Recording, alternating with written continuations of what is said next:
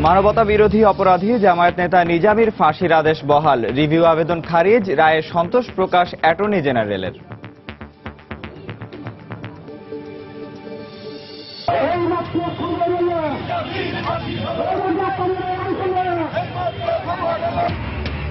নিজামীর ফাঁসির রায় বহাল থাকায় রাজধানীর শাহবাগে গণজাগরণে আনন্দ মিছিল, রায় দ্রুত কার্যকরের দাবি।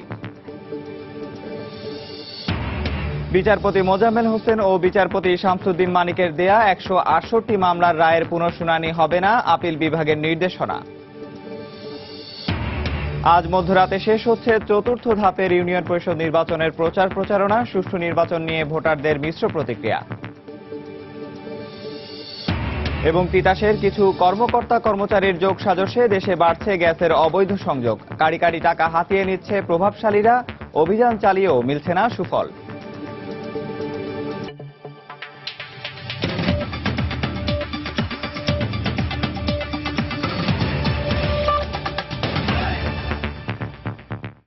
সময় সংবাদের সঙ্গে আছি আমি নিয়ামতুল্লাহ বাবু।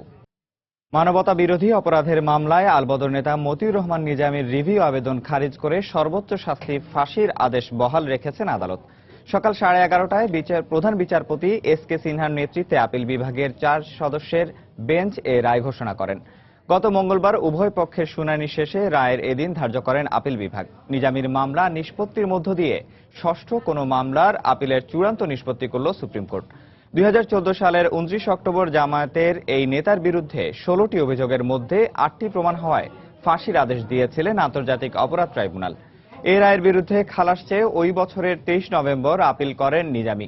উভয় পক্ষের দীর্ঘ শুনানি শেষে বুদ্ধিজীবী হত্যার পরিকল্পনা, পাবনার 3টি গ্রামে 450 জনকে হত্যা এবং ধুলাউড়া গ্রামের আরও 30 জনকে হত্যা সহ 3টি অপরাধে ফাঁসি এবং অন্য 2টি অপরাধে যাবজ্জীবন কারাদণ্ড বহাল রেখে রায় দেন দেশের সর্বোচ্চ আদালত। আর সবশেষ আইনি লড়াই হিসেবে এর 14 দিনের মাথায় রায়ের পুনর্বিবেচনা চেয়ে সুপ্রিম কোর্টে আবেদন করেন এই যুদ্ধাপরাধী জামায়াত নেতা।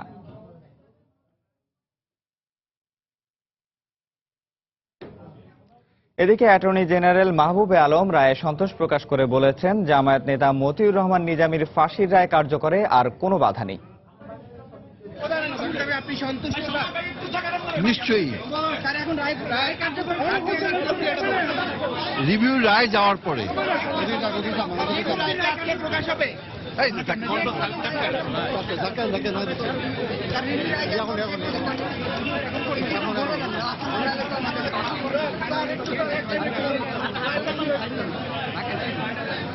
মতিউর রহমান নিজামী যে রিভিউ পিটিশন ফাইল করেছিলেন সেই পিটিশন আজকে খারিজ হয়ে গেছে, ডিসমিস হয়ে গেছে একটাই। দর্শক, এই মুহূর্তে সুপ্রিম কোর্ট প্রাঙ্গণে আছেন রিপোর্টার আফজাল হোসেন, আমরা সরাসরি চলে যাচ্ছি সেখানে। আফজাল। দর্শক, কিছুক্ষণ আগে মূলত মতিউর রহমান নিজামীর রিভিউ রায়টি প্রকাশ করেছেন সুপ্রিম কোর্টের আপিল বিভাগ। প্রধান বিচারপতি এস.কে. সিনহার নেতৃত্বে আপিল বিভাগের 4 সদস্যের বেঞ্চ তারা জানিয়েছেন যে মতিউর রহমান নিজামী রায় পুনর্বিবেচনা যে আবেদনটি করেছেন সেই আবেদনটি খারিজ করে দিয়েছেন। অর্থাৎ মতিউর রহমান নিজামীকে যে 3টি অপরাধে ফাঁসির দণ্ড দিয়েছিল এবং 2টি অপরাধে যাবজ্জীবন কারাদণ্ড দিয়েছিল, এর আগে আপিল বিভাগ সেই রায়টি বহাল রয়েছে। অর্থাৎ এখন তার ফাঁসি কার্যকরের ক্ষেত্রে যে একটা আইনি প্রক্রিয়া রয়েছে, সেই আইনি প্রক্রিয়ার মধ্য দিয়েই মূলত মতিউর রহমান নিজামীর দণ্ড কার্যকর করতে পারবে সরকার।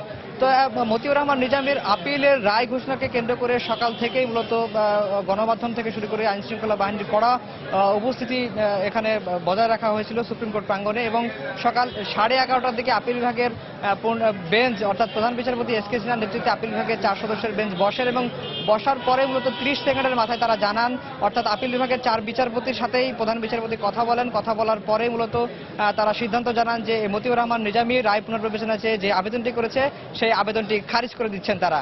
অর্থাৎ মতিউর রহমান নিজামীর যে 1971 সালে পাবনার সাথিয়ায় যে গণহত্যা চালিয়ে 300 থেকে 350 মানুষকে হত্যা এবং পাবনার আরেকটি গ্রামে গণহত্যা চালিয়ে 52 জনকে হত্যা এবং 1971 সালে মহান মুক্তিযুদ্ধের সময় আলবদর বাহিনী গঠন করে অর্থাৎ বুদ্ধিজীবী হত্যার পরিকল্পনা এবং উস্কানির অভিযোগে যে 3টি অভিযোগে সুপ্রিম কোর্টের আপিল বিভাগ মতিউর রহমান নিজামীকে ফাঁসির দণ্ড দিয়েছিল, সেই দণ্ডটি এখন বহাল থাকলো। এছাড়া আরও যে 2টি অভিযোগে মতিউর রহমান নিজামীকে যাবজ্জীবন কারাদণ্ড দিয়েছিল সেই দণ্ডটি বহাল থাকলো। এখন হচ্ছে দণ্ড কার্যকরের যে আইনি প্রক্রিয়া, সেই প্রক্রিয়াটি রাষ্ট্রপক্ষ থেকে যেটি বলা হয়েছে, যেহেতু এখন আদালত আজকে সংক্ষিপ্ত একটি রায় দিয়েছেন এবং সংক্ষিপ্ত এই রায়টি লিখিত আকারে যখন ট্রাইব্যুনালে যাবে এবং ট্রাইব্যুনাল থেকে সংশ্লিষ্ট দপ্তরে পৌঁছানোর পরে মূলত মতিউর রহমান নিজামীর ফাঁসির দণ্ড কার্যকর করতে পারবে সরকার। যদিও রাষ্ট্রপতির পান ভিক্ষার বিষয়টি একটি বিষয় রয়েছে, যেটির কারা কর্তৃপক্ষ মতিউর রহমান নিজামীর মাধ্যমে সেটি জানাবেন। তো বলা চলে মতিউর রহমান নিজামীর আপিল নিষ্পত্তির মধ্য দিয়ে ষষ্ঠ কোনো মামলার আপিলের চূড়ান্ত নিষ্পত্তি করা হলো এবং মতিউর রহমান নিজামী আলবদরের প্রধান হিসাবে তিনি এখন ফাঁসির কাস্টে যাওয়ার জন্য রায় ঘোষণা হয়েছে। তো বলা ছিল এই ছিল মূলত সুপ্রিম কোর্টের আপিল বিভাগ থেকে মতিউর রহমান নিজামীর রিভিউর রায় ঘোষণার সবশেষ খবর। দর্শক, সুপ্রিম কোর্ট থেকে মতিউর রহমান নিজামীর রিভিউয়ের রায়ের বিষয়ে আমাদেরকে জানাচ্ছিলেন রিপোর্টার আফজাল হোসেন। এদিকে নিজামীর সর্বোচ্চ শাস্তি মৃত্যুদণ্ড বহাল থাকার মাধ্যমে সত্যের বিজয় হয়েছে বলে মন্তব্য করেছেন ট্রাইব্যুনালের প্রসিকিউটর তুরিন আফরোজ। নিজামীর রায়ের পর তাৎক্ষণিক প্রতিক্রিয়ায় তিনি এ মন্তব্য করেন। আলবদরের প্রধান ছিলেন এবং বিশেষ করে যে বাংলাদেশকে মেধাশূন্য করবার যে বুদ্ধিজীবী হত্যার পরিকল্পনা এবং বাস্তবায়নের সাথে তিনি সম্পৃক্ত ছিলেন, সেই দায়ভার তিনি এড়াতে পারেন না এবং আজকে আলবদরের নেতার যে ফাঁসির রায় বহাল থাকলো, এটি হচ্ছে সত্যের বিজয়। এদিকে জামায়াত নেতা মতিউর রহমান নিজামীর রিভিউ আবেদন খারিজ করে মৃত্যুদণ্ড বহাল রাখায় সন্তোষ প্রকাশ করে আনন্দ মিছিল করেছে গণজাগরণ মঞ্চ। পাশাপাশি সব যুদ্ধাপরাধীর রায় দ্রুত কার্যকরের দাবি জানিয়েছেন তারা। বাংলাদেশের জনগণের একটি বড় বিজয় হলো, কেননা বাংলাদেশের মানুষ দীর্ঘদিন অপেক্ষা করেছে এই কুখ্যাত যুদ্ধাপরাধী মতিউর রহমান নিজামের সর্বোচ্চ দণ্ড দেখবার জন্য। স্বাধীনতা পরবর্তী সময়ে সে তার গাড়িতে জাতীয় পতাকা ওঠাবার ধৃষ্টতা প্রদর্শন করেছিল। তাই আজকে এই রায়ের মধ্য দিয়ে এটি প্রমাণিত হলো, যুদ্ধাপরাধীরা যত ক্ষমতাধরী হোক না কেন তাদেরকে বিচারের আওতায় আসতেই হবে এবং তাদের যে প্রাপ্য শাস্তি সেটি ভোগ করতেই হবে। দর্শক, এই বিষয়ে আলোচনার জন্য স্টুডিওতে আছেন কবি ও মুক্তিযোদ্ধা কাজী রোজি। আমরা চলে যাচ্ছি তার কাছে। আচ্ছা, আপনার সাথে আসলে এই বিষয়ে এর আগেও আমরা কথা বলেছিলাম নিজামীর এই রায়ের বিষয়টাতে। এখন আমরা রায় হয়ে গেল আমাদের, তো আপনি একজন মুক্তিযোদ্ধা হিসেবে এই বিষয়টাকে কিভাবে দেখছেন? আমি প্রথমে ধন্যবাদ জানাই আপনাকে, কারণ আপনি আমাদের সকলকে একসঙ্গে বলে দিচ্ছেন এ দেশ আমাদের জয়, এই মাটির জয়, এ আমাদের জনগণের জয়। এই জয়ের কথাটা বলতে গিয়ে আমি শুধু এইটুকুই বলবো আপনাকে, যারা নাকি এইরকম অপরাধ করে চলে যান তারা যদি এই বিষয়টা ভালো করে না বোঝেন যে যুদ্ধাপরাধীদের একটাই পরিচয়, তারা যুদ্ধাপরাধী, তারা অন্য কিছু না। তাদের এই বাংলার মাটিতে কতটুকু থাকার সুবিধা বা কতটুকু অবস্থানের সুযোগ আছে সেটা আমরা দেখছি। আমরা রায় পেয়েছি, ফাঁসির আদেশ বহাল হয়েছে, এটা আমাদের জন্য একটা অতিরিক্ত আনন্দের ব্যাপার। পাহাড় থেকে ঝর্ণা নামলে যেমন অসম্ভব রকমের আনন্দ হয় না, কুলকুল কুলকুল করে নেমে আসে, ঠিক সেই রকম আমাদের মনের ভেতরে হচ্ছে। যারা এই মতিউর রহমান নিজামীর দ্বারা বিভিন্ন নৃশংসতার পরিচয়ে যারা শেষ হয়ে গেছেন, যারা শহীদ হয়েছেন, যারা আত্মাহুতি দিয়েছেন, তাদের আত্মা কিন্তু আজকে শান্তি পাবে, অনেক শান্তি পাবে। আমরা আপনার কাছে আসলে আবারও ফিরে আসবো, তার আগে আবার একটু চলে যাচ্ছি সুপ্রিম কোর্ট অঙ্গনে। আচ্ছা আচ্ছা, এই মুহূর্তে সুপ্রিম কোর্টে অ্যাটর্নি জেনারেল ব্রিফ করছেন, আমরা সরাসরি চলে যাচ্ছি সেখানে। প্রয়োজন হতে পারে, তবে যেহেতু এই প্রশ্নটা উঠেছে, আমরা আশা করব এখন যারা অবসরে আর যাবেন তাদের আর রায় লেখার দায়িত্বটা হয়তো দেওয়া হবে না। হ্যাঁ, যারা অবসরে যাবেন নিশ্চয়ই এই প্রধান বিচারপতি বা পরবর্তী প্রধান বিচারপতি যারা আসবেন তারা এটা বিবেচনায় নেবেন যে যিনি অবসরে যাচ্ছেন তাকে এই দায়িত্বগুলো দিয়ে তাকে ভারাক্রান্ত না করা। যে দুই একটা মামলা শুনানি হতে পারে সেই রায়গুলো কি চেঞ্জ হতে পারে না ওগুলো বহালই থাকবে? না, এটা নির্ভর করবে মামলার বিষয়ে, এটা নির্ভর করবে মামলার বিষয়ে। তো সাধারণভাবে আগে যে রায় ছিল তাই বহাল থাকার সম্ভাবনা বেশি। নিজামীর মামলাটা নিয়ে একটু সংক্ষেপে যদি অনেকটা বলবেন, আমার ডাক্তারটা কল করছিল যার কারণে লাইভটা করতে পারিনি, একটু বলে সংক্ষেপে স্যার। মতিউর রহমান নিজামীর যে দ্বন্দ্ব ট্রাইব্যুনাল দিয়েছিল সেই দ্বন্দ্বের বিরুদ্ধে মতিউর রহমান নিজামী আপিল বিভাগে আপিল করেছিলেন। আপিল বিভাগ 7টি চার্জে তাকে সাজা প্রদান বহাল রেখেছেন। 7টির ভিতরে 3টি চার্জ ছিল খুব গুরুতর এবং এই 3টি চার্জে তাকে মৃত্যুদণ্ড ট্রাইব্যুনাল দিয়েছিল, আপিল বিভাগও তা বহাল রেখেছেন।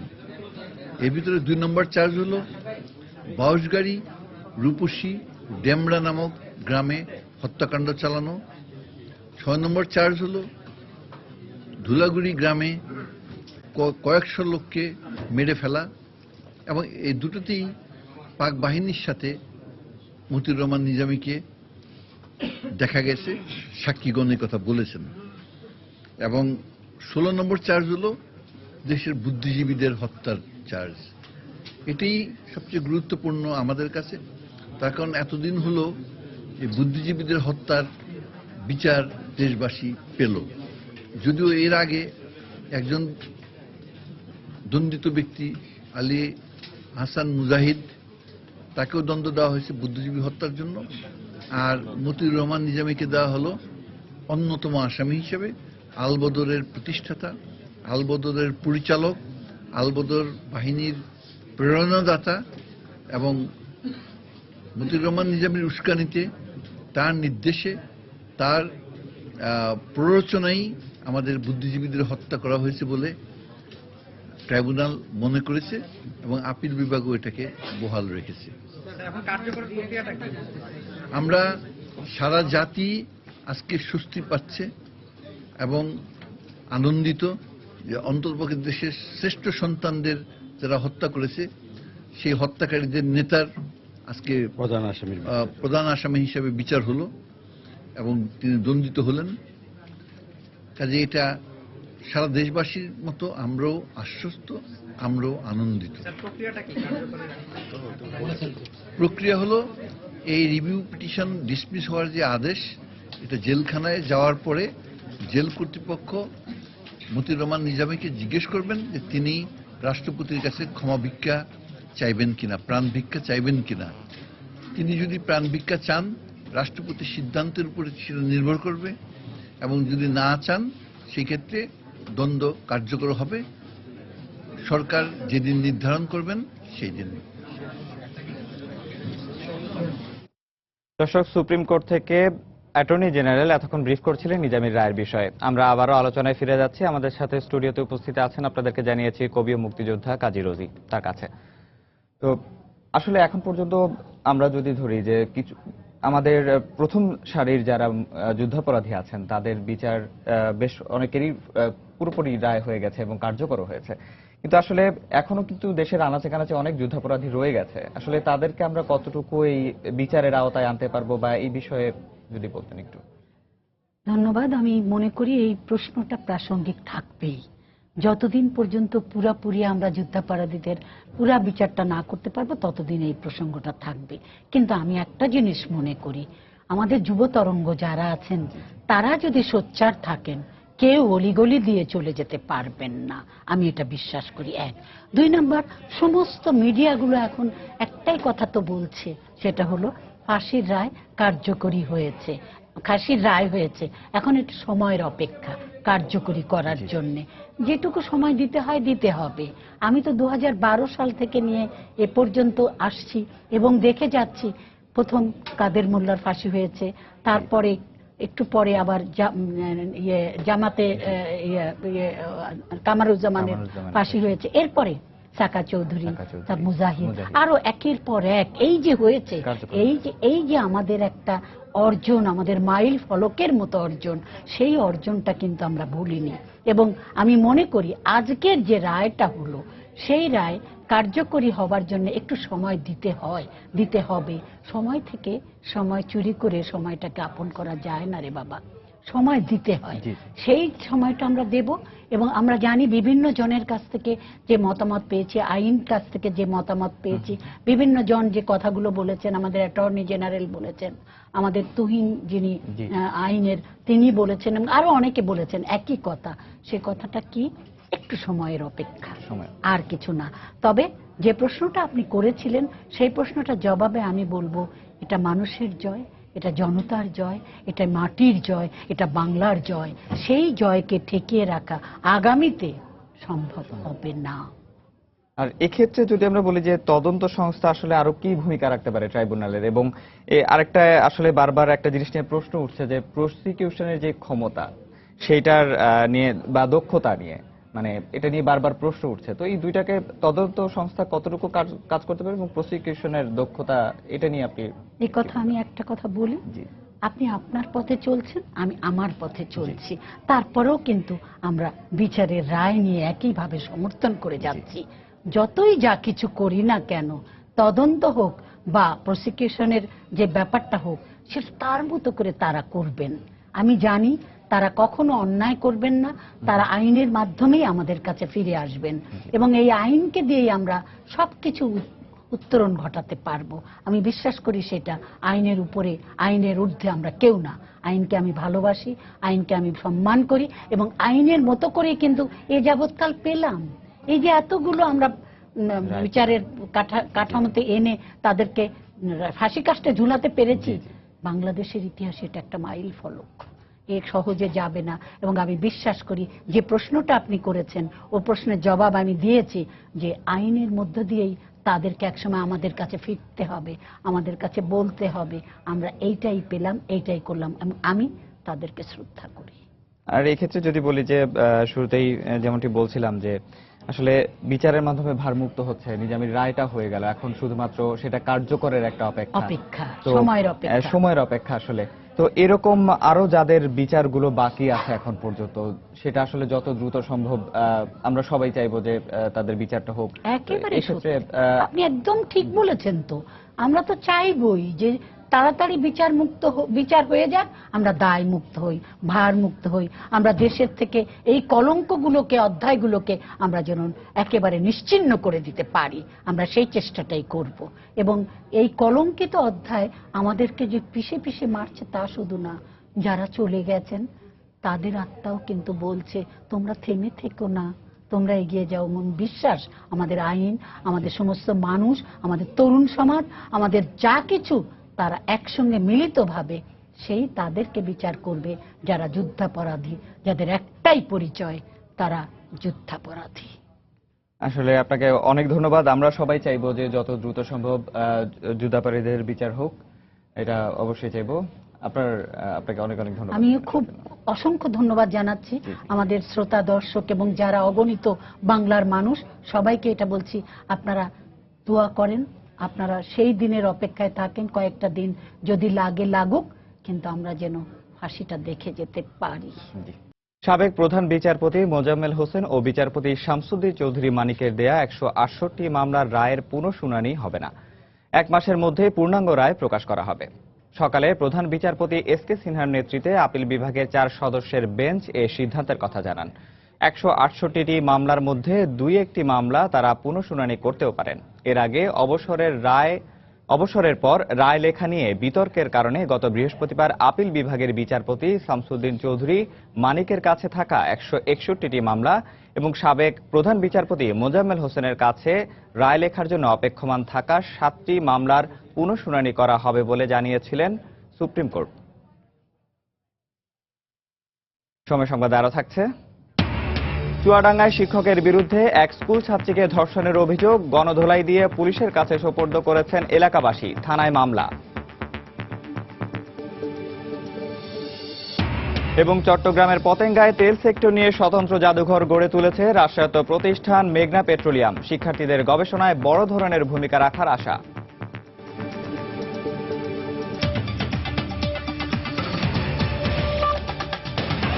দেশে প্রতিনিয়তই বাড়ছে গ্যাসের অবৈধ সংযোগ, যার সঙ্গে জড়িত তিতাস গ্যাসের এক শ্রেণীর কর্মকর্তা কর্মচারী। তাদের যোগসাজশেই গ্যাস নিয়ে প্রভাবশালীরা হাতিয়ে নিচ্ছে কাঁড়ি কাঁড়ি টাকা। শুধু দেখভালের অভাবেই এসব সংযোগের পাইপলাইন অভিযান চালানোর পরও ফের বসানো হচ্ছে। গাজীপুর থেকে ঘুরে এসে শাহিন রহমানের ক্যামেরায় আরো জানাচ্ছেন শাফিন জাহিদ। আমি এখন দাঁড়িয়ে আছি গাজীপুর জেলার কালিয়াকোট থানাধীন হরতকিতলা নামের একটি মহল্লাতে। এলাকায় প্রতিটি বাড়িতেই কমপক্ষে 15 থেকে 20টি ঘর দেখা যায়। আশ্চর্যের বিষয় হলো প্রতিটি ঘরের জন্যই একটি করে গ্যাসের চুলা বরাদ্দ রয়েছে এখানে, যেগুলো সম্পূর্ণই অবৈধ। আর এসব গ্যাসের সংযোগ লাইন কিভাবে এসেছে এমন প্রশ্নের সদুত্তর দিতে পারেনি কোনো বাড়িওয়ালাই। এখানে আসলে দেখা যাবে প্রতিটি বাড়িতে এভাবেই ছড়িয়ে রয়েছে গ্যাসের অবৈধ সংযোগ। উচ্চচাপের গ্যাসের মূল সঞ্চালন লাইন ছিদ্র করে নির্মাণ করা হয়েছে বিতরণ লাইন, আর প্রতিটি সংযোগের জন্য নেওয়া হয়েছে 30,000 থেকে লাখ টাকা পর্যন্ত। টাকা দিছি মনে করেন, হ্যাঁ আমাদের এই পর্যন্ত দিব, 40 নিচে 30 নিচে, যার থেকে যা নিয়ে পারছি। লাইন দিছে শামসুল। আমি তো একা না, কিন্তু শত শত হাজার হাজার বাড়ি দেখা যায় এলাকার মধ্যে যারা একটু প্রভাব, তাদের মধ্যে কমিটি করছে, কমিটি এলাকার যে প্রভাব, এরা বাড়ি বাড়ি টাকা তুলছে। এলাকার প্রভাবশালীদের ছত্রছায়ায় দালাল আর ঠিকাদার থেকে শুরু করে স্থানীয় গ্যাস বিতরণ কোম্পানির লোকজন এর সাথে জড়িত বলে অভিযোগ রয়েছে, যারা হাতিয়ে নিচ্ছে কারি কারি টাকা, গড়ে তুলছে বিলাসবহুল বাড়ি কিংবা গাড়ি। যাদের বিরুদ্ধে এমন অভিযোগ তাদের অনেকেই স্বাভাবিকভাবেই অস্বীকার করেন, আবার কেউ কেউ তা স্বীকারও করে নেন। এটা তো উপরে কর্মকর্তা ছাড়া তো আর হয় নাই। যদি আমার হাজবেন্ড অন্যায় কাজ করে থাকে তাহলে অত্র এলাকা সবাই করছে। অসাধু গ্যাসের কন্ট্রাক্টর ছিল না, গ্যাসের কন্ট্রাক্টর না, আমি কিছু জানি। তবে তিতাসের স্থানীয় কর্তৃপক্ষ বলছে তাদের কাছে লিখিত তথ্য থাকলেও কারা এসব অবৈধ কাজের সাথে জড়িত সে বিষয়ে কিছুই জানেন না তারা। লাইন তো ডিসকানেক্ট করছি আমরা বেশ কিছু, এখন পুলিশ ম্যাজিস্ট্রেট না পেলে তো আমরা কাজ করতে পারবো না। আমরা তো আমাদের প্রক্রিয়া করছি। এই লাইনগুলো দিচ্ছে কারা? আমাদের অফিসের কোনো লোকজন জড়িত নয় এর সঙ্গে। তিতাস গ্যাস বিতরণ কোম্পানি সূত্র বলছে গত 2 বছরে বিভিন্ন অভিযান পরিচালনা করে 280 কিলোমিটার অবৈধ পাইপলাইন অপসারণ করা হয়েছে।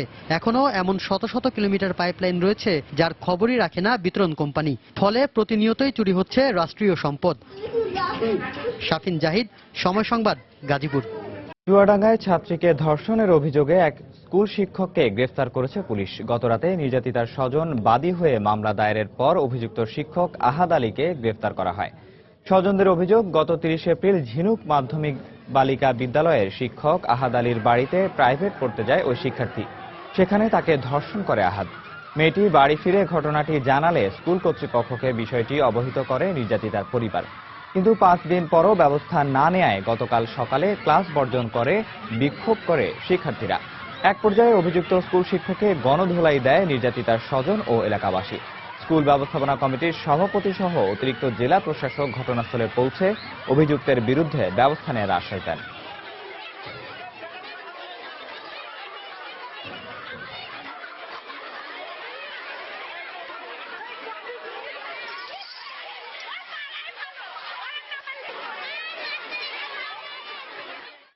কোনো মেয়ে উপযোগ দেননি, না দেওয়ার কারণে আমরা আগাতে পারিনি। সেই কারণে আমরা পরবর্তী বলে যে চিন্তা ভাবনা নেব, এই কারণে এই অবস্থার মধ্যে রয়েছি।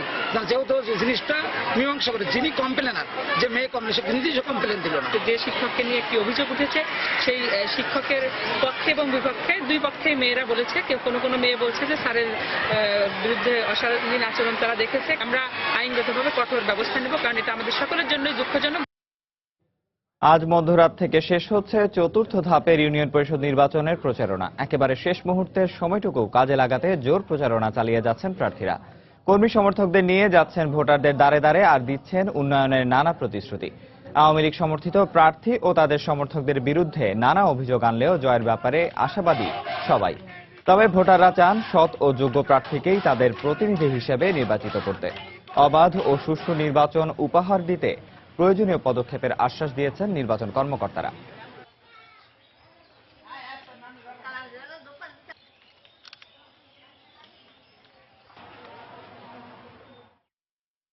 এই ইউনিয়নের উন্নয়ন কল্পে জননেত্রী শেখ হাসিনার নৌকা মার্কা প্রতীকে তারা আমাকে বিপুল ভাবে ভোট দিয়ে জয়যুক্ত করবে। আমরা সরকার দলীয় প্রার্থী এবং তাদের সমর্থকদের কাছ থেকে আমরা যা শুনছি তাতে সাধারণ ভোটাররা সহ আমরা যারা প্রার্থী প্রত্যেকেই শঙ্কিত।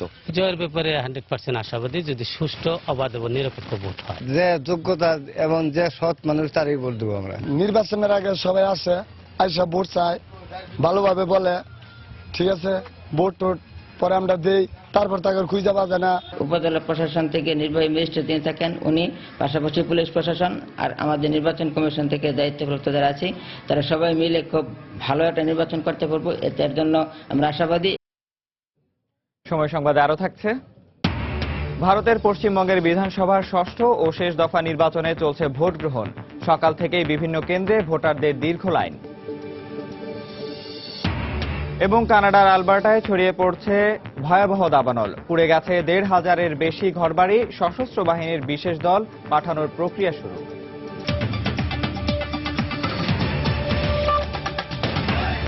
দ্বীপ জেলা ভোলার মানুষের জীবন ও সম্পদ রক্ষায় বন বিভাগের গড়ে তোলা সংরক্ষিত বন উজাড়ের মহোৎসব চলছে। বন কেটে তৈরি হচ্ছে ঘরবাড়ি ও কৃষিজমি। এতে প্রাকৃতিক পরিবেশ ও জীববৈচিত্র্যের ওপর বিরূপ প্রভাব পড়ার আশঙ্কা পরিবেশবিদদের। বন বিভাগের দাবি, আইন শৃঙ্খলা রক্ষা বাহিনীর সহায়তায় বন উজাড় বন্ধে কাজ করছেন তারা। উৎপল দেবনাথের ছবি ও নাসিরউদ্দিন লিটনের তথ্য নিয়ে ডেস্ক রিপোর্ট। ভোলাকে প্রাকৃতিক ও মানবসৃষ্ট দুর্যোগ এবং জলবায়ু পরিবর্তনের ক্ষতি থেকে রক্ষায় উপকূল জুড়ে গড়ে তোলা হয় সবুজ বেষ্টনী। বন বিভাগের এসব বাগানের মধ্যে ১,১০,০০০ একর ম্যানগ্রোভ বাগানকে সংরক্ষিত বনভূমি ঘোষণা করে সরকার। সংরক্ষিত এসব বন উজাড় বা ক্ষতি করতে না পারে সেজন্য নিষেধাজ্ঞাও জারি করা হয়। কিন্তু এই আদেশ অমান্য করে মেঘনার মধ্যবর্তী চর জহিরুদ্দিন, কলাতলির চর নিজাম, চর পাতিলা, চর ফৈজুদ্দিনের সংরক্ষিত বন উজাড় করে ঘরবাড়ি তোলা হচ্ছে। গরিব মানুষ, নদী ভাঙ্গা, কোনো জায়গা নাই, জমিন নেই, অত সম্পদ নাই, ফলাইলে কষ্টে দুঃখে খাই। এখন নেতা করে কিছু টাকা পয়সা দি, ফরেস্টারের কিছু টাকা পয়সা দি, মানে এই জঙ্গলের মধ্যে তাই। বাগানের মধ্যে কদুরা বাসা বাড়ি নিছি, একটা বিরাট জায়গা নিছি, তারপরও আমরা ফরেস্টারের নির্যাতন হইতে আছি, মামলা দিতে আছে। জায়গা থাকলে জমি থাকলে আমরা তো জোর দিয়ে বন বাগানে বাস করতাম না। সংরক্ষিত বন উজাড়ের কারণে উপকূলের পরিবেশ হুমকির মুখে পড়ছে বলে মনে করেন এই পরিবেশ কর্মী। এই বন কেটে রাস্তা নির্মাণ করা হচ্ছে, এই বন কেটে বসতি বাড়ি তৈরি করা হচ্ছে, চাষযোগ্য জমি সৃষ্টি করা হচ্ছে, যা খুবই দুঃখজনক এবং আইন পরিপন্থী। তবে লোকবল ও নৌযান সংকটের কথা উল্লেখ করে বন বিভাগের এই কর্মকর্তা জানালেন, কোস্টগার্ড সহ অন্যান্য আইন প্রয়োগকারী সংস্থার সহায়তায় বন উজাড়কারীদের বিরুদ্ধে ব্যবস্থা নেওয়া হচ্ছে। বন্যপ্রাণী এবং বনজ সম্পদ সংশ্লিষ্ট কোনো অপরাধের কোনো তথ্য পাওয়ার সাথে সাথে আমরা কোস্টগার্ড এবং অন্যান্য আইন প্রয়োগকারী সংস্থার সহযোগিতা প্রয়োজনীয় ব্যবস্থা গ্রহণ করি। বন উজাড়ের ঘটনায় গত ৫ বছরে জেলায় ২৩১টি মামলা হয়েছে। এর মধ্যে চলতি বছরে ৩৫টি মামলায় ৮ শতাধিক ব্যক্তির বিভিন্ন মেয়াদে জেল জরিমানা করেছেন আদালত। সময় সংবাদ, ভোলা। টাঙ্গাইলে ট্রেনের ধাক্কায় ২ জনের মৃত্যু হয়েছে, আহত হয়েছেন একজন। ভোরে কালিহাতী উপজেলায় এ দুর্ঘটনা হয়। ফায়ার সার্ভিস জানায়, একটি বালুবাহী ট্রাক গোহালিয়া বাড়ি রেল ক্রসিং দিয়ে পার হওয়ার সময় আটকে যায়। এ সময় ঢাকা থেকে উত্তরবঙ্গগামী লালমনিরহাট এক্সপ্রেস ট্রেনটি রেল ক্রসিংয়ে পৌঁছালে ট্রাকটিকে ধাক্কা দেয়। এতে ট্রাকটি দুমড়ে মুচড়ে যায়। ঘটনাস্থলেই ট্রাক চালক ও হেলপারের মৃত্যু হয়। খবর পেয়ে ফায়ার সার্ভিস ঘটনাস্থলে পৌঁছে গুরুতর আহত অবস্থায় ট্রাকে থাকা অপর একজনকে উদ্ধার করে। পরে তাকে টাঙ্গাইল মেডিকেল কলেজ হাসপাতালে ভর্তি করা হয়। তার অবস্থা আশঙ্কাজনক বলে জানিয়েছেন চিকিৎসক। অনাকাঙ্ক্ষিত এ মৃত্যুর খবর নিহতদের গ্রামের বাড়িতে পৌঁছলে কান্নায় ভেঙে পড়েন স্বজনরা।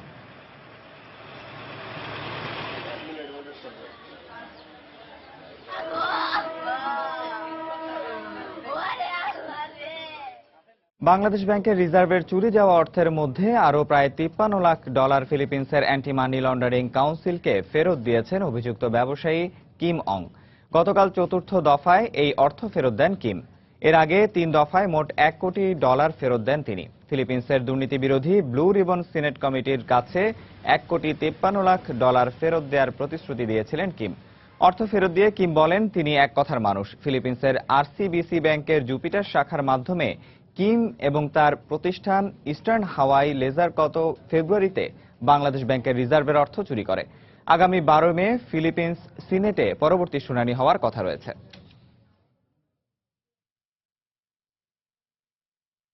এবার তেল সেক্টর নিয়ে স্বতন্ত্র একটি জাদুঘরই গড়ে তুলেছে রাষ্ট্রায়ত্ত তেল বিপণনকারী প্রতিষ্ঠান মেঘনা পেট্রোলিয়াম। চট্টগ্রামের পতেঙ্গায় প্রতিষ্ঠিত এ জাদুঘরে স্থান পেয়েছে ১২৫ বছর ধরে তেল সরবরাহ ও বিক্রির কাজে ব্যবহৃত নানা যন্ত্রপাতি। আগামীতে শিক্ষার্থীদের গবেষণায় বড় ধরনের ভূমিকা রাখবে দেশের প্রথম এবং একমাত্র এ অয়েল মিউজিয়াম। শাখাওয়াত ত্রিপুর ক্যামেরায় বিস্তারিত জানাচ্ছেন কমল দে। ইতিহাসবিদদের মতে এই অঞ্চলে আনুষ্ঠানিকভাবে 1858 সালে তেল আবিষ্কার হয়, তবে তার আগে তৎকালীন বার্মায় তেল আবিষ্কার হয়েছে। আর বার্মা ওয়েল কোম্পানিকে বলা হয় প্রাচীন তেল বিক্রেতা প্রতিষ্ঠান। নাফ নদী পেরিয়ে বাংলাদেশে তেলের বিপণন শুরু হয় 125 বছর আগে। দীর্ঘ পথ পরিক্রমায় তেল বিপণনে ব্যবহৃত হয়েছে নানা যন্ত্রপাতি। এই অবস্থায় তেলের ইতিহাস ধরে রাখতে ম্যাগনা পেট্রোলিয়াম পতেঙ্গে স্থাপন করলো দেশের প্রথম তেল জাদুঘর। আমার কাছে মনে হয়েছে যে এই সেক্টরের ইতিহাসটাকে মানুষের কাছে যাতে ভবিষ্যতে প্রবাহিত হয়, মানুষ যাতে জানতে পারে, কিন্তু এটা এই সেক্টর সম্পর্কে আরো তথ্য মানুষের কাছে পৌঁছে যায়, সেজন্যই আমরা এই জাদুঘর স্থাপনের উদ্যোগ গ্রহণ করেছি। স্বল্প পরিসরে শুরু হলো মিউজিয়ামে রয়েছে 19 শতকে ঘাট থেকে তেলবাহী জাহাজে যেতে কর্মকর্তাদের বহনকারী প্যাডেল নৌকা, পাম্পের মাধ্যমে তেল সরবরাহের নানা যন্ত্রপাতি। স্থান পেয়েছে 1960 সালে ব্যবহৃত সাইক্লোস্টেল এবং টাইপ মেশিন। রয়েছে সে সময়কার আগুন নেভানোর যন্ত্র। 50 বছর 60 বছর অনেক আগের পুরনো এই জিনিসগুলো রেখেছি যেন নতুন প্রজন্ম বুঝে যে আগে কিভাবে তেল ডেলিভারি দেওয়া হতো আর এখন কিভাবে দেওয়া হচ্ছে। ম্যাগনা পেট্রোলিয়ামের তেলের ডিপো এলাকায় স্থাপিত জাদুঘরটি আপাতত শিক্ষার্থী এবং গবেষকদের জন্য উন্মুক্ত রাখা হয়েছে। কমল দে, সময় সংবাদ, চট্টগ্রাম। দেশের বাইরের খবর। ঘুষ নেওয়ার অভিযোগ উঠায় চাকরি থেকে সরে দাঁড়িয়েছেন নরওয়ে ভিত্তিক টেলিযোগাযোগ কোম্পানি টেলিনরের 2 উচ্চপদস্থ কর্মকর্তা। ওয়াল স্ট্রিট জার্নালে এ তথ্য জানিয়েছে। পত্রিকাটির প্রতিবেদনে অনুযায়ী বিশ্বের শীর্ষ টেলিকমিউনিকেশন সেবাদাতা কোম্পানি ভিম্পেলকমের 33% শেয়ারের মালিক টেলিনর। আর আমস্টারডাম ভিত্তিক এই প্রতিষ্ঠানটির টেলিনর অধিভুক্ত অংশ দেখাশোনা করতেন অভিযুক্ত ওই 2 কর্মকর্তা। সম্প্রতি ভিম্পেলকমের বিরুদ্ধে উজবেকিস্তানে নিজেদের ব্যবসা পরিচালনার স্বার্থে সেখানকার এক কর্মকর্তাকে ঘুষ দেওয়ার প্রমাণ পাওয়া যায়। প্রায় 11 কোটি 40 লাখ মার্কিন ডলার উজবেকি কর্মকর্তাকে ঘুষ দেওয়ার কথা ভিম্পেলকম স্বীকার করে। পাশাপাশি তারা মার্কিন এবং নেদারল্যান্ডসকে 79 কোটি 75 লাখ ডলার জরিমানা দেবে। ধারণা করা হচ্ছে টেলিনরের 2 কর্মকর্তাও এই ঘটনার সাথে জড়িত। এসব অভিযোগের পরিপ্রেক্ষিতে টেলিনর জানায় কোম্পানিতে সাংগঠনিক জবাবদিহিতা এবং নেতৃত্বে কিছু সাময়িক সমস্যা দেখা দিলেও দুর্নীতির অভিযোগ পুরোপুরি অসত্য।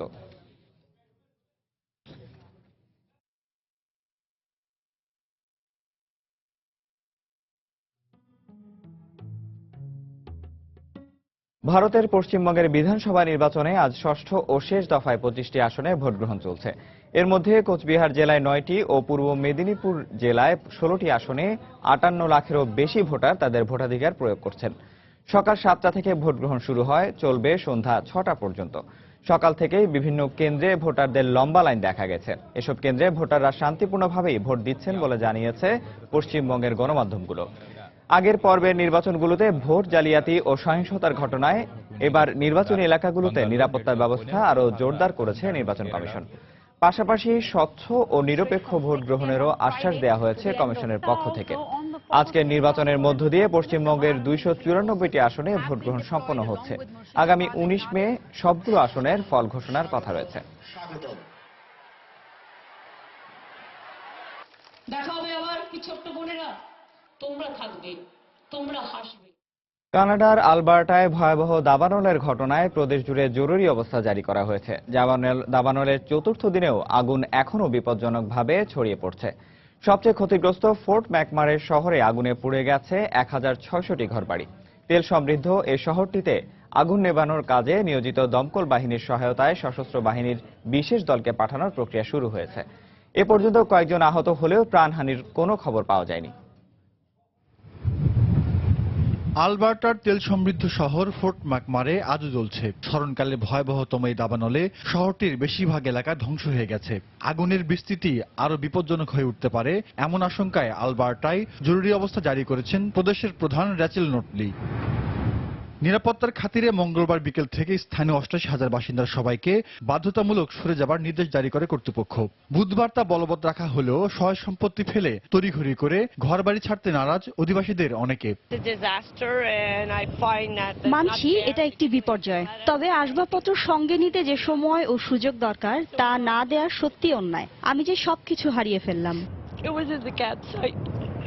প্রাকৃতিক দুর্যোগের কারণে এত সংখ্যক বাসিন্দার একসঙ্গে সরে যাওয়া আলবার্টের ইতিহাসের সবচেয়ে বড় ঘটনা। এমন দুর্দিনে তাদের পাশে দাঁড়াতে কানাডাবাসীর প্রতি আহ্বান জানিয়েছেন প্রধানমন্ত্রী জাস্টিন ট্রুডো। পশ্চিমাঞ্চলীয় প্রত্যন্ত শহর ফোর্ট ম্যাকমারিতে একসঙ্গে এত মানুষকে সরিয়ে দেয়া সত্যি দুরূহ ও জটিল একটি কাজ, যা একা আলবার্টার পক্ষে সমাধান করা সম্ভব নয়। তাই যাদের ওই এলাকায় প্রবেশের সুযোগ রয়েছে, বিশেষত সীমান্তবর্তী প্রাদেশিক সরকার ও বাসিন্দাদেরকে সাহায্যের হাত বাড়ানোর আহ্বান জানাচ্ছি। শতাধিক দমকল কর্মীর প্রাণপণ প্রচেষ্টা সত্ত্বেও ক্রমেই নতুন নতুন এলাকায় ছড়িয়ে পড়ছে আগুনের লেলিহান শিখা। কর্তৃপক্ষ জানায় পুরো ছাই হয়েছে ১৫০০-এরও বেশি ঘরবাড়ি। এমন অবস্থায় অধিকতর গুরুত্বপূর্ণ অবকাঠামো, বিশেষ করে শহরের একমাত্র সেতুকে ক্ষয়ক্ষতি মুক্ত রাখতে বিশেষ অগ্রাধিকার দেওয়া হচ্ছে। দমকল বাহিনীর সহায়তায় সেনা ও বিমান বাহিনীর বিশেষ দলকে ফোর্ট ম্যাকমারেতে পাঠানোর প্রক্রিয়া শুরু হলেও ঘটনাস্থলে পৌঁছাতে তাদের আরও 2 দিন লেগে যেতে পারে। জাহিদুর রহমান, সময় সংবাদ। এ পর্যায়ে শীর্ষ সংবাদ জানিয়ে দিচ্ছি আরেকবার। মানবতা বিরোধী অপরাধী জামায়াত নেতা নিজামীর ফাঁসির আদেশ বহাল, রিভিউ আবেদন খারিজ, রায়ে সন্তোষ প্রকাশ অ্যাটর্নি জেনারেলের।